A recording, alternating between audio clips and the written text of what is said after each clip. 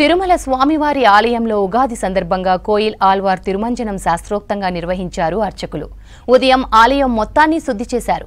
ప్రధాన ఆలయంలోని ఆనంద నిలయం నుంచి బంగారు వాకిలి వరకు పవిత్ర జలాలతో శుద్ధి చేశారు. శ్రీవారి ఆలయం లోపల ఉపదేవాలయాలు, ఆలయ ప్రాంగణం, గోడలు, పైకప్పు, పూజా సామగ్రిని నీటితో శుభ్రం చేశారు. స్వామివారి మూల విరాటును వస్త్రంతో కప్పివేశారు. శుద్ధి పూర్తయిన తరువాత నామకోపు, శ్రీచూర్ణం, కస్తూరి పసుపు, పచ్చాకు, గడ్డ కర్పూరం, గంధం పొడి, కుంకుమ, కిచిలిగడ్డ సుగంధ ద్రవ్యాలు కలిపిన జలాల్ని ఆలయం అంతటా ప్రోక్షణం చేశారు. స్వామివారి మూల విరాటుకు కప్పిన వస్త్రాన్ని తొలగించి ప్రత్యేక పూజ, నైవేద్య కార్యక్రమాలను నిర్వహించారు అర్చకులు.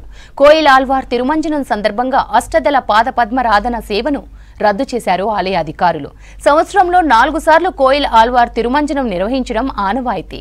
ఉగాది, ఆనివార ఆస్థానం, బ్రహ్మోత్సవాలు, వైకుంఠ ఏకాదశి పర్వదినాల ముందు వచ్చే మంగళవారం ఆలయ శుద్ధి కార్యక్రమాన్ని నిర్వహిస్తారు టీటీడీ అధికారులు.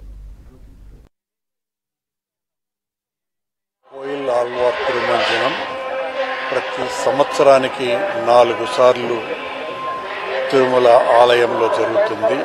ఈరోజు ఉగాది పండుగ సందర్భాన్ని పురస్కరించుకొని చాలా వైభవంగా టీటీడీ ఉద్యోగస్తులు, అధికారులు అందరూ కూడా కోయిల్ ఆల్వార్ తిరుమంజనంలో స్వామివార్లతో కలిసి పాల్గొనటం జరిగింది.